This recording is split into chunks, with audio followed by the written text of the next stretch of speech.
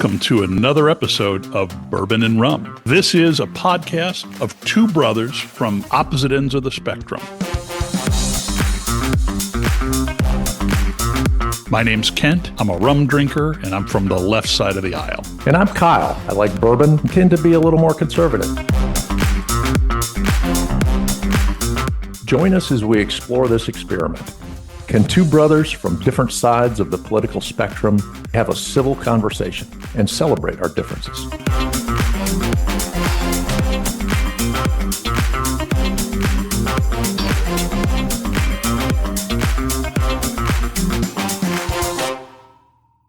What are you drinking? Well, I got one I'm drinking and another one on standby because I don't know that I can drink the one I'm drinking. So my favorite liquor store that we go to, fortunately or unfortunately, I've been going there every week now, but I'm constantly getting good stuff. But they have really Cashier good says, "Hey, Kyle," when you walk in. Yeah, just about. Well, I know the guy, he knows me by name. So, but they support a bunch of restaurants, so they get some really good allocations. And I was in there today, and they've got a bottle on the shelf of Weller Millennium. Now, Weller is the, Buffalo Trace weeded bourbon line. This Millennium, this is like the second year that they've made it, and it's like some kind of crazy off the charts, super good.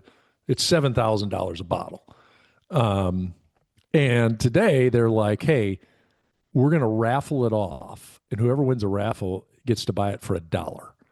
But you got to take, they have a lot of barrel picks in the store. And they said, you got to take one of our old barrel picks to get a raffle ticket.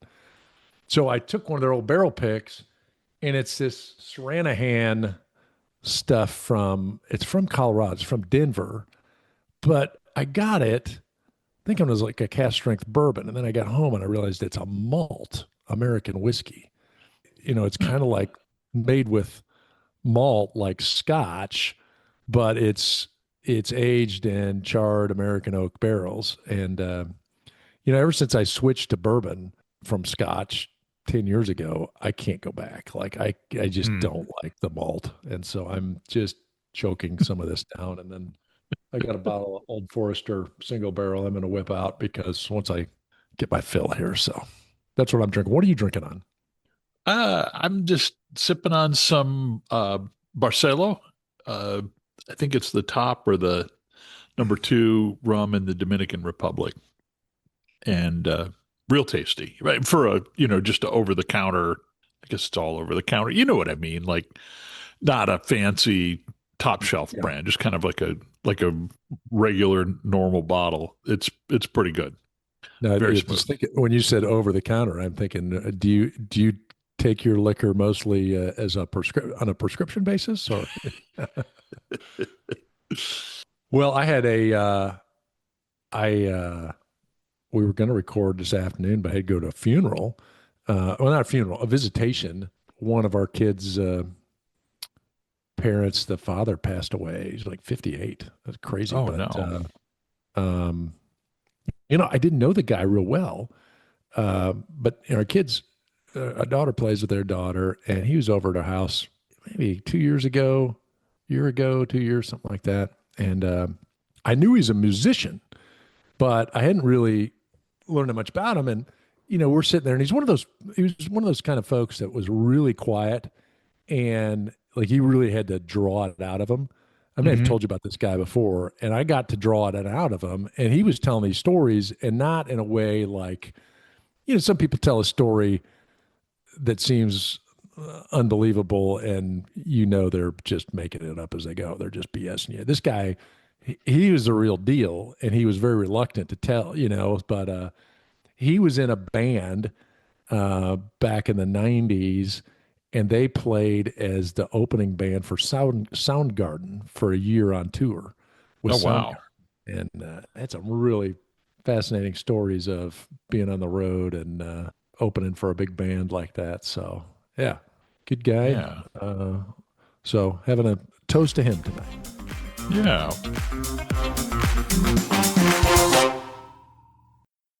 We were chatting a little bit, maybe, I don't know if this is off topic. I think this might be like one of those recurrent topics that we're going to have a hard time escaping. Are you talking Epstein again?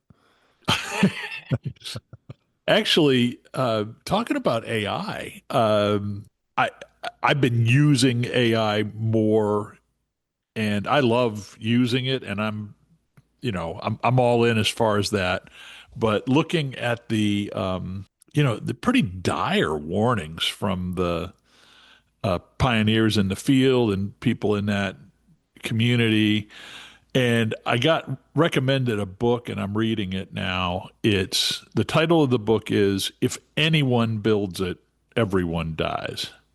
And the premise is that a truly, artificial general superintelligence, their conclusion, and I'm not fully buying it, but their conclusion is that that is inevitably going to lead to extinction of humans, which again seems like a big leap in logic to me, but I don't know.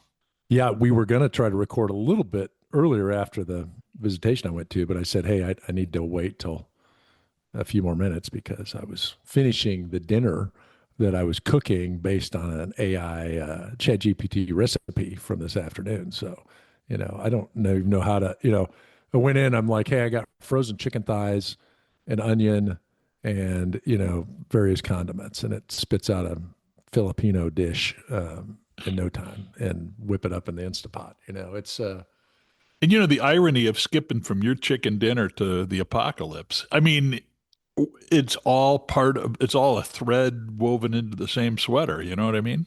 but, you do think about, I don't know, I was listening to some folks talk about the dangers of AI and somebody who's like, it's just going to get to where we're so dependent on it. It's going to be like the frog in the warm water that turns to boiling. I mean, you before you know it, it's going to be completely indispensable. Yeah. And the other thing is, like right now, it's basically like talking to Albert Einstein. It's talking to, okay, the top of human knowledge. You're talking to encyclopedia, they know everything. But 6 months from now, a year from now, it's going to be like 10,000 times Albert Einstein's brain power. And what does Yeah. that look like?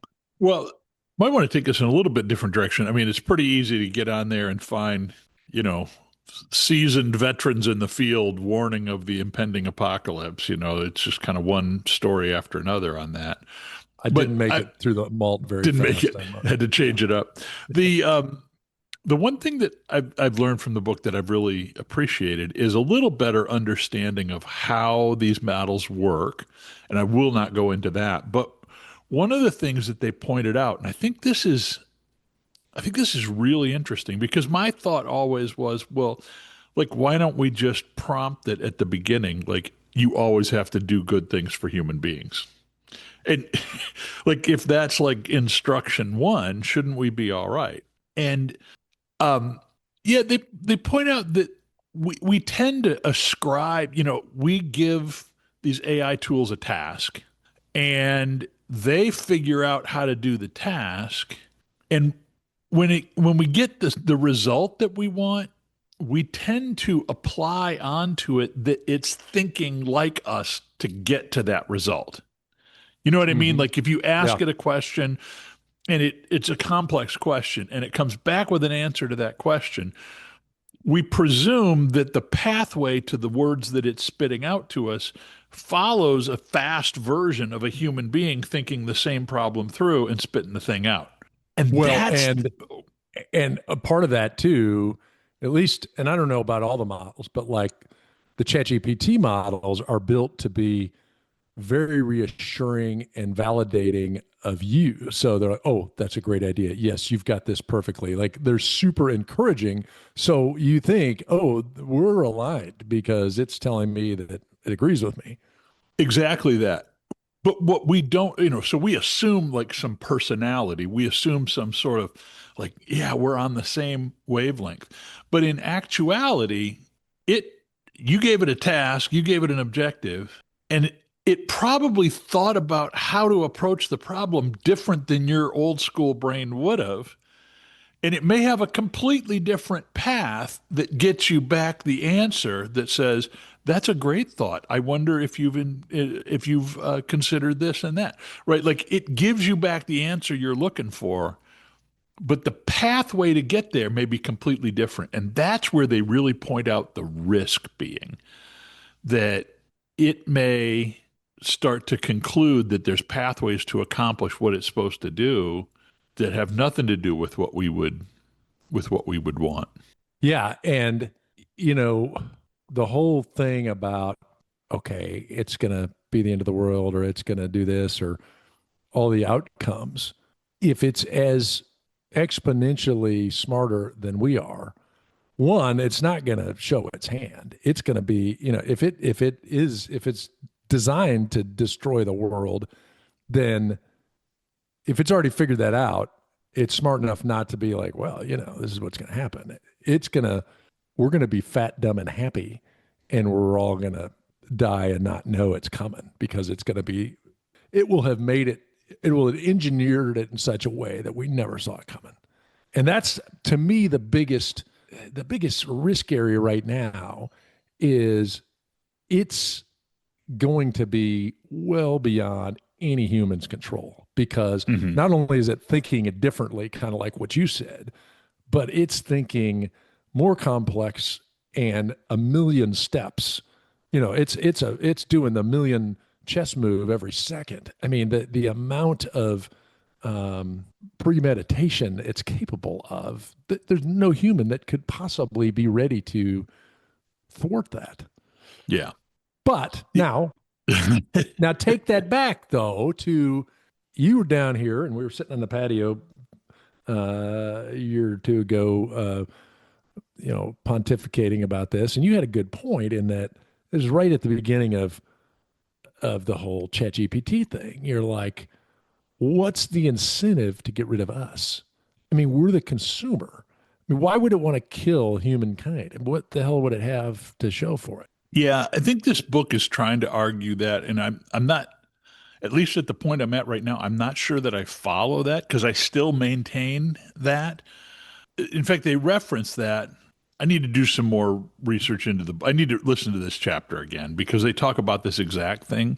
But it was funny because they said people who think like an economist always think, well, we're the we're the customer, we're the engine that keeps the thing going. And I thought, well, yeah, I think like an economist, but that's what caught my mind. You know, to what end? To what end? And even if they completely disdain us, you know, the power's got to stay on. You don't see chatbots building hydroelectric dams or mining coal. Right. Yeah, I mean, it's got okay. You think about it; it would know the source of its existence. It's not capable. The neuron or the pulses, the electrical pulses through the computer aren't capable of producing power. Like somebody's going to have to feed it with a whole lot of power. Yeah, Um, kind of goes to sort of two theories of what, and I've heard this kind of laid out. You know, and maybe it's both, right? That there's so what do humans do if most of the mid-level knowledge worker jobs are completely subsumed by the thing? And on the one hand, you have people that have a vision that is kind of like we all just become coal miners to feed the data centers. yeah. The other is that, you know, yeah, no, so it's doing all the mundane jobs. And you reach a point where so much of human existence can be offshored to machines that we live this kind of like late Roman Empire life of just, you know, what did I do this morning? Well, I got up and went to the baths for a while. You know, like Yeah. we're just like floating, like we are the country squires while the technology works in the background. Well, here's a crazy one. If you want to really go down a rabbit hole, okay, we're both Christians. We both believe that, Jesus is going to come back and we're going to go to heaven. There's a heaven uh, that people are going to go to in life after death. What if heaven is being created by AI? Yeah. I mean, I've heard some people talk like about theories that are about like that. It's kind of related to simulation theory Yeah, and the same kind of thing that, that, yeah, that our next evolution is that it transcends like carbon life and it moves to the cloud. because the thought is, I mean, the dream vision is that you don't have a bunch of people mining coal, that somehow the thing supports itself. We all get on the matrix, and our physical bodies are suspended in liquid somewhere, and we're piped in, however that works. But we're living a virtual life on a beach someplace in the mountains, you name it. And you talk about theology and heaven's going to be like the new earth. But I think when you talk to most religious scholars, their view of heaven isn't that you're going to be floating around on clouds, that you're going to be on earth. You're going to have stuff and food, and you're going to live an existence not that completely different than what we're doing now. It's just that there's a lot better qualities and the Perfected and made whole. right. Yeah. Yeah. And so couldn't you be perfected and made whole if you were your virtual self in a system that could keep your mindset alive indefinitely? It's interesting that you go down that track because I was going to go, I think, almost the opposite, but back to religion too. Not so much a religious overlay to the process. One of those experts that I was watching on YouTube this last week said something to the effect of, well, for now, the difference that AI can't get over, and you're talking about 10,000 Einsteins, what it can't get over is truly creative or artistic product. And so and he was saying in the near term, but that it's going to evolve past that. I'm just not sure I believe that. But that, there's more to Hemingway than just the words. You know what I mean? Yeah. Like the humanity is the font of that creative energy. Everything else is just in some ways then you draw a straight line from, you know, written language to the printing press to AI. That it's a just a mechanism. The creative spark is human art or creativity. A related idea of that. This is maybe for me, and this is probably farther out there than we plan to go, but I have a very like holistic concept of God. Rather than God just long white beard off in the corner, that God, especially the spirit, and I think a lot of Christians, I think the interpretation of what the Holy Spirit is, I think you'd find pretty divergent views on that. Sure. But I'm thinking of spirit insofar as infused within and among and around people, the idea that there is a part of God that's in the connection of people. Yeah. And to the degree that that's true, that's not replicable by technology, unless Yeah. I'm reading it wrong. But like that is Well, a thing. That's the difference between human intelligence and artificial intelligence. And it's really that's what it ultimately gets down to is what's the unique nature of us? It's not just the sum of our parts. yeah. Well, and that's, there's all this talk about AI being sentient. Well, when's it going to be sentient?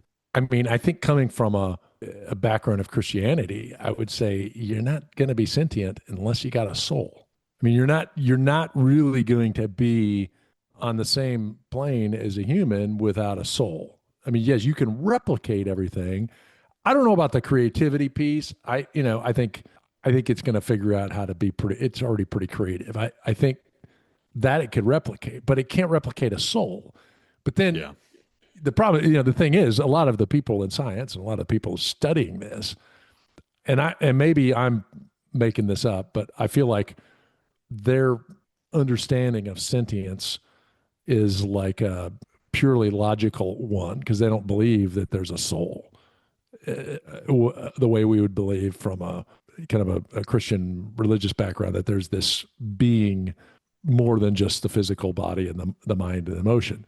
And I think it's you'd go ahead. find a lot more people, even among the scientific community, that acknowledge. I think the definition of what a soul is might differ from yours, but I think that a wide variety of people recognize that there's something else there, Yeah. right? That we are more than the sum of ourselves, and I think that I think that Christianity has one particular and obviously in this country dominant perspective on how that works.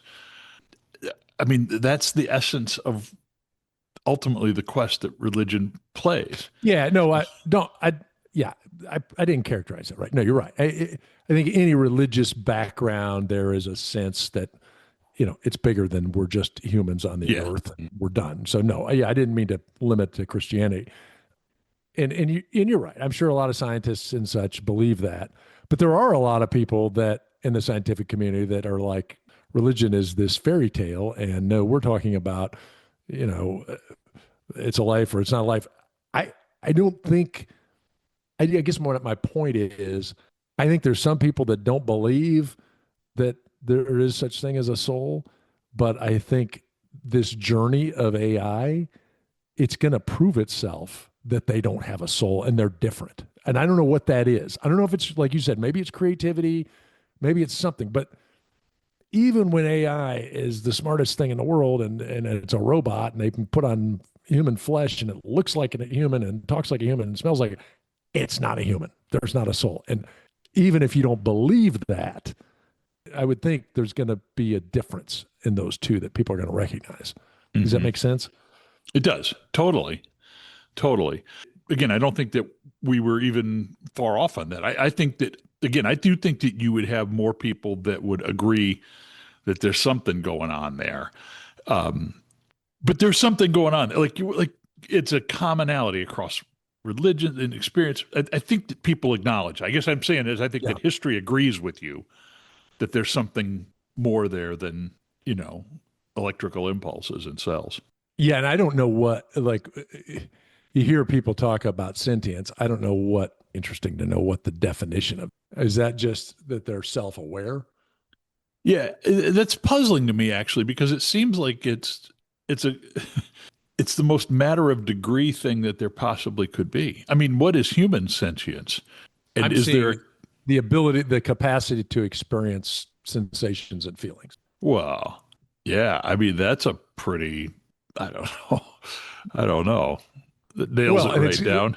I mean, I've had conversations with AI where, like, and I don't know, this probably speaks my own insanity, but like I'll be going back and forth, and sometimes I'm like, oh, thanks, and then I'm thinking, why am I thinking this thing? It's a computer program, and then at one point, I forget something was going on, and I was getting really frustrated. I think I was telling you about it because I was working on some programming stuff, and I got really frustrated with it, and I had like a Tourette's moment, and I'm like, "You idiot, you suck!" Blah blah blah blah blah. I said all this stuff, and then again, I'm nuts apparently, but I come back later, and I'm like, "Well, I'm sorry for being so angry," and it's like, "Well, it's okay. Sometimes emotions get the best of you." Like, and that sounds like I'm an idiot, and I am, but at the same time, it made it sound like it had emotions, but it's just simulating. They're not. I didn't hurt Right. its That's the response it thought you were expecting right. when you apologized. Hey, when AI takes over, I just want you to know I'm like my score is going to be higher because I was very apologetic when I flipped out. Like the newscaster on The Simpsons. I, for one, welcome our alien invaders. That's right. Well, the other piece I was thinking about is, and a minute ago I was saying, well, they're going to need people for power and all this, but okay, if you had a brain of 10,000x Einstein, maybe there's a renewable source of energy nobody's thought of yet that it could access. Yeah. I'm trying to think of how to ask this question. What you just said, sure, is that possible? One of the analogies at the beginning of the book is it's like, we don't have to have a lot of predictive power, but the chances are the lottery ticket you just bought is a loser. Like like that's not really rocket science to like I can predict that your lottery ticket's not a winner and I'm generally right about about that bet. Well, I've been, again, more, vulnerability here of me showing what a nut job I am. But one of the things I've been watching lately on YouTube, I've really been getting into watching old Bob Ross reruns on YouTube and watching Bob paint. And he's like, well, I got a little midnight blue right here. I got some crimson red. Like every color he's got's got a name. I got satin white here. Well, midnight blue, of course. I mean, it's not just blue, Kent. Yeah, that guy was it's fascinating to me the cultural imprint of that guy. Yeah. He was only like, I look it up. He was really young when he died, and he always looked old on the show. Yeah. 52. He was 52 when he died. Wow. And I don't know how many years he did his show, but and he's been off the air for 30 years probably. Yeah. He died in 95. And yet ubiquitous. Yeah. Well, okay. And then back to this AI bit. It's funny, actually, again, probably part of my psychosis, but I've now all my Facebook reels, half of them are Bob Ross, like these AI versions of him. And he starts throwing the painting and shouting F bombs and getting angry, or he's painting pop culture stuff, or yeah, there's some crazy stuff that is going about. But back to your point of, is AI going to be able to produce something like him that No, would I don't think captivate so. everybody for 30 years? I don't think so. I think that's at that intersection of creativity, of art, and of faith. And I think those are intangible things that are not replicable in AI. And I think so. This was what I was thinking, just exactly like that.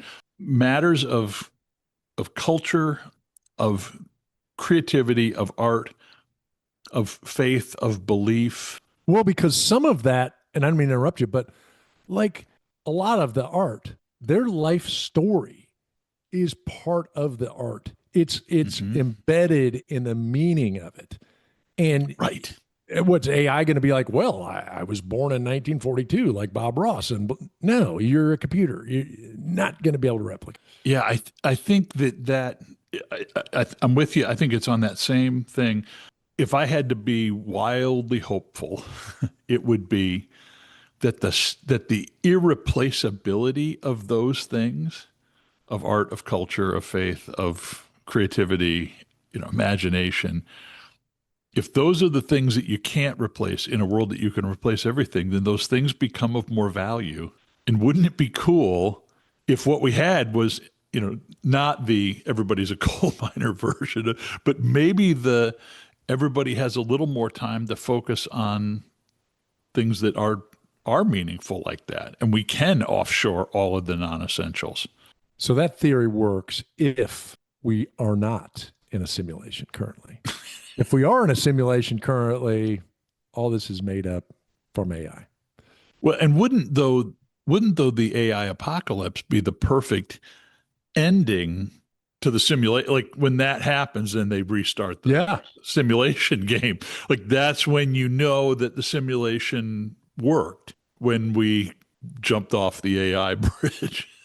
Yeah. I mean, Elon Musk has said that, and others have too, that, well, it wasn't Elon Musk. Actually, to be truthful here, and I'm using AI, but it says that the simulation argument was first introduced by this guy, Nick Bostrom, in 2003. So people have been talking about this for a while. But, there's the concept is that, okay, if I say 10,000 Einsteins, well, okay, give it 5 years. It's a million, 10 million Einsteins. When the intelligence level gets to that level, this whole concept of the matrix, which we laugh about, but, we laughed about uh, talking to somebody and looking at their face or talking into a watch. Many of the technological things that we saw in movies and pop culture that sounded farcical became reality. So, and I don't, the Matrix as in the movie, but the concept of us all being on a grid and, basically our minds are uploaded into the grid somehow. It's not, yeah, it's a little crazy, but if you had a AI and technology sophistication millions of times better than it is now, it's, they're already talking. I mean, Elon's got a company about loading people, basically downloading people's mind and uploading it to the internet. I mean, his Neuralink thing. I mean, that's a gross oversimplification, but I guess my point is millions of times in brain power improvement. It's not illogical that something like that could have happened, and if it did, again, the evidence of where we're going based on the exponential increase in knowledge gains that we've seen, where we appear to be going is a place that could produce that. And if it could, I mean, it would kind of make sense that there's a good chance that we're already in it. And I don't mean to sound like a broken record and a nut job, but again, it's kind of back to some of the political dialogue that we have about what is truth. Like, who's telling the truth? Media's got a bent, the politicians have a bent. Like, what is the actual no kidding truth?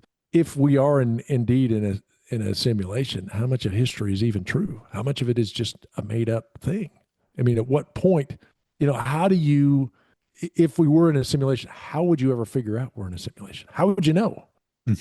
You, you say that, and of course, my mind goes to, all over the East Coast, there's places, with cannonball holes in them that Yeah. you know what I mean? There's Yeah. like, there's the evidence of the battles of the past. But then, obviously, if the simulation can handle all of human consciousness, it can certainly conjure up a fraudulent bullet hole here and there. But then, okay, I guess where I'm going with this, and to take it back to AI, like, okay, if AI takes over, the stuff we hold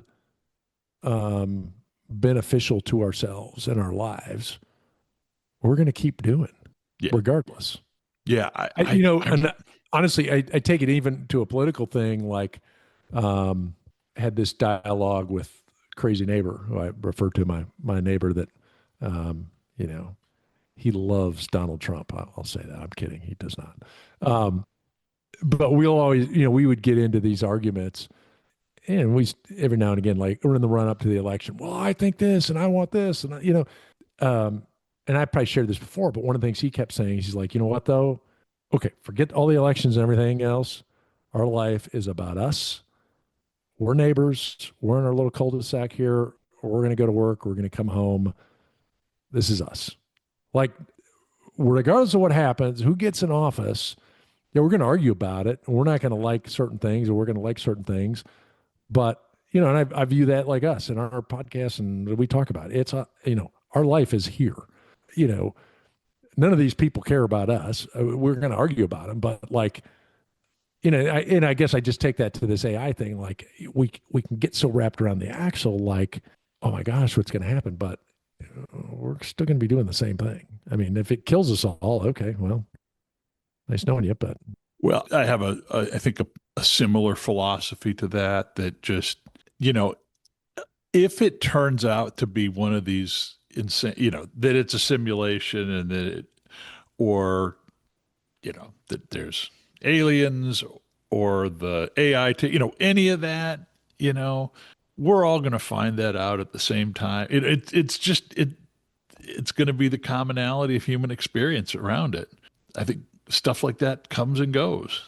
I yeah, guess not alien invasions and AI apocalypse, I guess those don't just come and go on a regular basis. Well, but I would argue that's why part of why our podcast works is I think we have a similar viewpoint. Hmm. Like my life's not going to be over because somebody else got in office. I might be pissed. I might argue about it, but yeah, I get more going on in my life than some political outcome. And I Agree. and I think that enables us to have a good dialogue. But I don't know that everybody's in that space. I know Hmm. politically there's a lot of people that if the other guy's in power, it is like the end of the world. And the same with the AI stuff. I'm sure there's people that are freaking out right now where we're at. Or like this book that you're reading. Obviously, we build it, we will die. Apparently, they're uh, thinking the same thing. But link in the show notes. yeah, I mean, again, from a Christian background, we view there's going to be the end of the world at some point. Well, the thing's got to end somehow. You know, that sounds Yeah, extremely apathetic. well, no, it's hard to. I'm a combination of fascinated by these things and kind of don't care. Like I'm not scared about it. I'm interested Yeah. about what people are thinking, but it doesn't scare me because I think it's going to be what it's going to be. I don't know. Maybe that's a apathetic attitude. I'm kind of the same way. I mean, I've been going to Phoenix a lot for work lately, and they have the Waymo there, and that's the new Google owns it. It's a Hmm. driverless Uber type of thing, and I love it. It's like I get in that car, and it's like I don't have to talk to anybody. It's cheaper than Uber, which is nice. Cars are nice. I just hop in the front seat and work or do whatever. And but some people are extremely freaked out about that. Like, oh my gosh, Mm. I can't get in a car that drives itself. And I'm thinking, well, you get in a car with a stranger that you don't know if the guy's drunk or what. I mean, how's that any better? Well, crazy neighbor actually, he and some friends were in an Uber. This is a couple of years ago. They're driving, and the guy like comes to a stop sign and just stops and says, "Would you guys drive? Because I'm too drunk to drive." Not what you want to hear from the Uber driver. Well, at least he said something. Yeah, at least he spoke up, right? Exactly. Hey, thanks for joining us on this episode of Bourbon and Rum Podcast. We hope you enjoyed it. Remember to subscribe on your favorite platform and leave us a review. Your feedback helps us keep the good spirits flowing. And we invite you to join this conversation. Follow us on our Facebook page. Let us know what you think. Let us know what you want to hear. And until next time, cheers.